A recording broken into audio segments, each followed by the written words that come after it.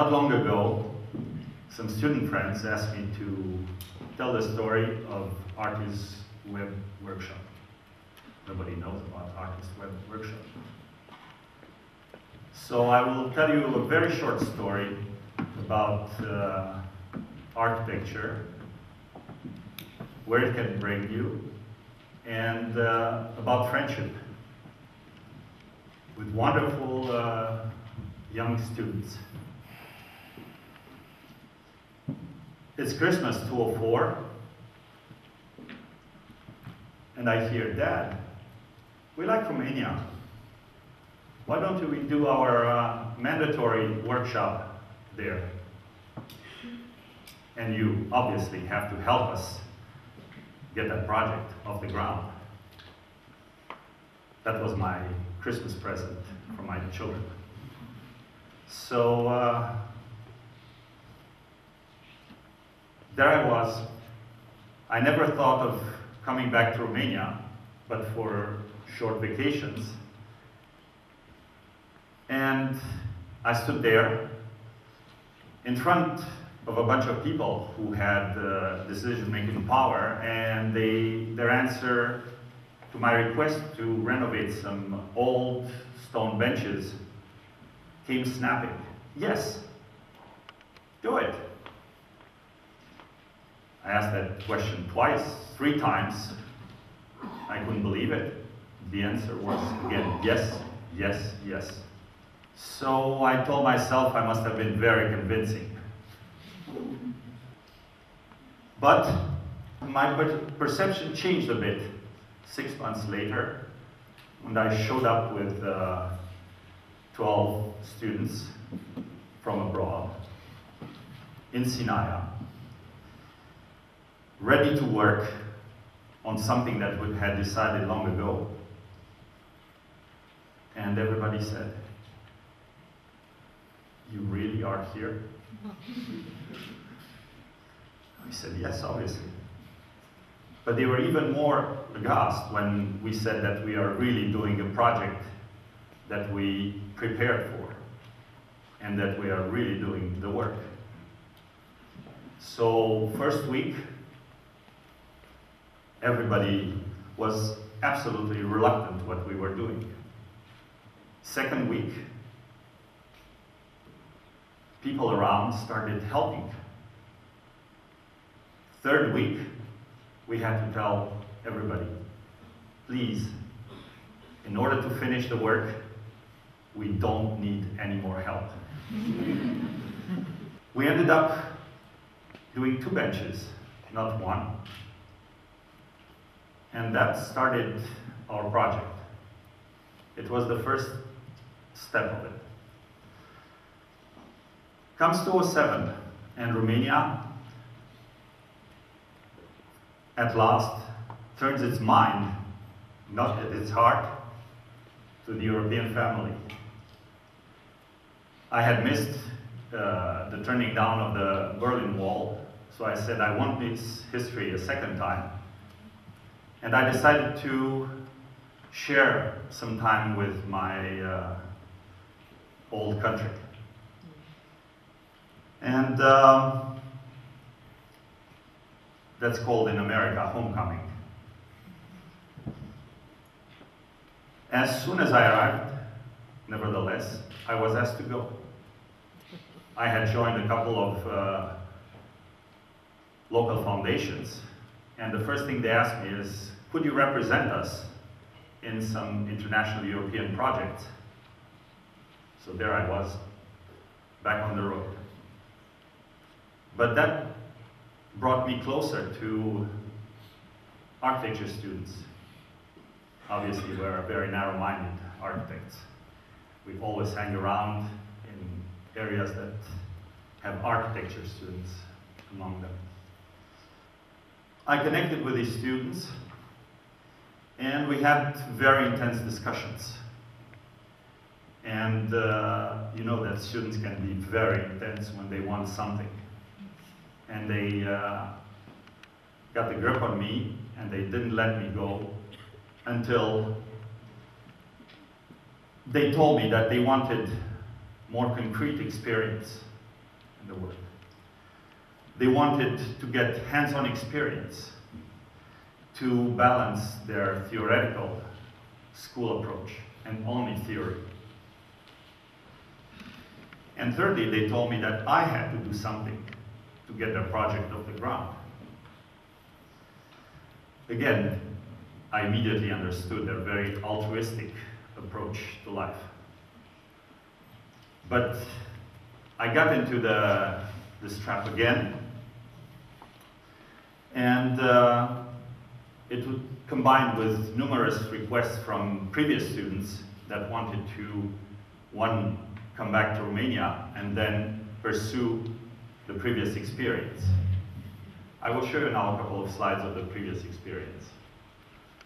These are the benches out in Sinaia. They were King Carl's achievement. They were in this stage, and then work done by the students with a layman helping. That's the end of it, of the project. But next comes the second project, which happened to be because of the help and the interest. So now we were together with a bunch of people sharing same interest, same project, and same purpose. So there we had the body of an association, and that became Artis. It was a way to put people together. I realized while dealing with these institutions that I represented that very seldomly in Romania, association is a form of social structure. You have foundations, but never or very seldomly associations. And the most common form of societal organization is association, not foundation. Foundation is something that is geared to preserving something. It's a closed body, while associations is something that brings minds together, brings people together. So there was Artis, the association. Fortunately enough, my best friend, man of immense stature, Stefan, for the ones who don't know him, joined me in this endeavor, and he brought a dimension that, again, is very seldomly present in structures in Romania: networking. So from a single-headed structure, Artis became a network. Network, we were asked all the time, why network? Why is it a need for many places to join? And we decided that network is the best way to connect people. So Artis has 4 bases, one in Sinaia, the original, one in Bran, one in Bortnowski, the lost place in Moldova, and one in Curtișoara, another lost place, but more meaningful, in Oltenia. What connects these places is that everyone has a specific, and all of them have a relationship in terms of knowledge. Each has developed as a specific center for crafts, a specific center for study, and they all interconnect. People go from one to the other. So that became, from Artis Web Workshop. Let me come back for a moment to architecture in Romania. The gentleman who introduced me give you a little hint of it. But architecture was faced with a challenge to go from today to the future. And this change, this leap could be done either by change or by evolution. Change is something fast and brutal. It has a revolutionary touch. It's active, but it is also destructive. Evolution is slower, but it is also softer. And evolution has a different pace, but a thoughtful one, and is imaginative. So, looking at architecture in Romania, you see that change is the approach that has been decided and applied, unfortunately. But it occurred to us that we have to find some explanations to that, and I ventured 3 of them. One, that architects in Romania do not exist. In order to exist, you have to state that you exist, or to show that you exist. Or you can go anywhere in Romania, you will see construction sites, you will see lists of people involved in construction, but you will never see the word architect or architecture. So, deduction, there are no architects in Romania. But that, to me, is also sort of a moral and, let's say, slightly a shield for hiding social responsibility. Second, legislation in Romania says very specifically that architects are involved and the quality of structure in buildings. So we deal with strong structures and discipline. In normal terms, that would be a task devolved to policemen for social order. There is also a third, more down-to-earth reason, is that there are very few architects in Romania. Romania has 1/10 of the average ratio of architects per capita of Europe. So, in order to tackle a developing, let's say, developing country, developing environment, you need people. If there aren't any, or if there are too few, then you have problems. So, how could we change that?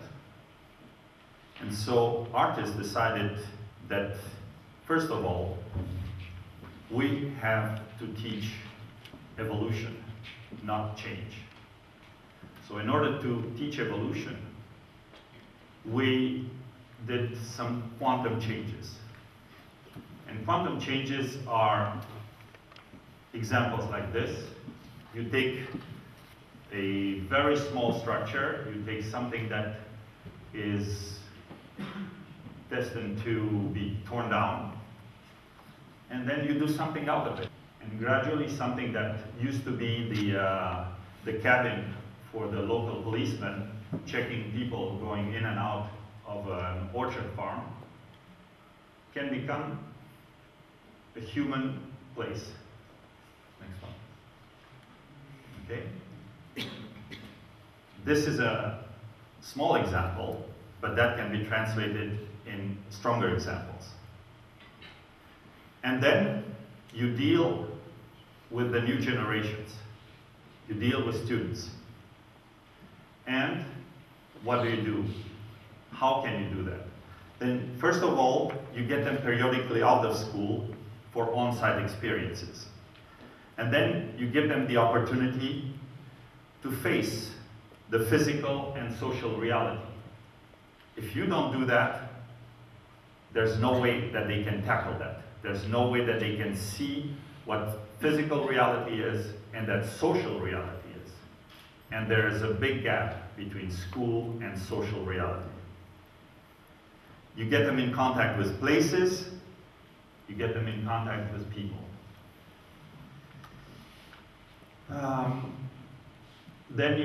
We decided to look at the ways we can do that and which are the means to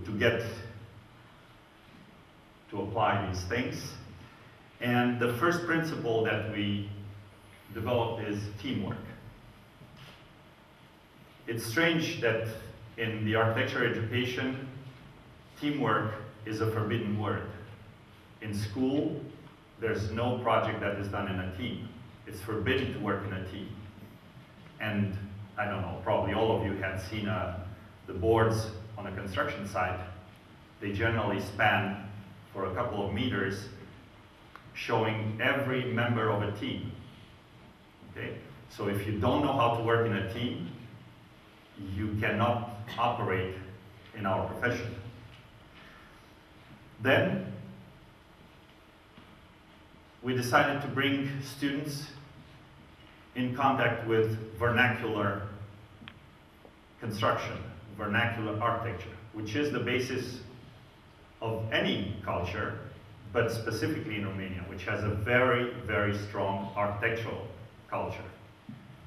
But it is completely neglected. So first thing, drop them in the pot. Drop them where the reality is. And that has many consequences. They develop and they learn the logical approach to building, because people who didn't have tools, but there are some manual tools, have developed ways to do things in a very, very logical way. And then you tell them that concepts that are common words today, sustainability, are embedded in architecture done in moments when people didn't have many means or they were lacking capacity to have access to more means. So they get sustainable intelligence. And then you also find that the sculpture brings in the wisdom of use and reuse. And all of you know, or most of you who are especially in Romania, know that most of the vernacular architecture in Romania, especially the wooden one, has been moved around many times. And you still see examples of people who own older structures that still move them around. They get a plot of land, they put them in a place. That happens to churches. Same way, it happened this summer. And then you confront the students directly in these workshops with social exchange. What is social exchange? Is having contact with people. Having contact with people is something that brings you at the moment where you do things and you understand what the response of the ones you do things with or for is. And then you understand the needs they have and the requests and how they address to you and how you address to them. There's a third thing, is that student is not the last level that you have to act upon. In these workshops, we want to act upon further levels, which is children. And one thing, and previous speakers had talked so nicely about child education, how you bring them in the world of reality. And we try to bring children within these workshops to bring them in contact with older young people and to put them and exercise their creativity and to participate in a way to things that might open their minds for further action and for further development. So, Bassam talked about quantum social leap. Indeed, we realized that it wasn't really the main goal, but just we stated it somewhere in the back of our minds, and our quantum social leap was decided or designed in a more prosaic way, in a more peasant-like statement. You plant a seed, you water it, and then, whether it's sun, rain, whatever the weather, the seed will grow and will make a plant. So, remember the workshop in Sinai? A couple of days ago, I was driving from Bucharest to Brașov, and suddenly, passing Bușteni and Azuga, I just rubbed my eyes. I couldn't, do I see it right? On the side of the road, both in Bușteni and Azuga, I saw 3 other stone benches, heritage of King Carlos I, brand new, renovated. So I think the people in Prahova Valley probably ask themselves, where lies the future?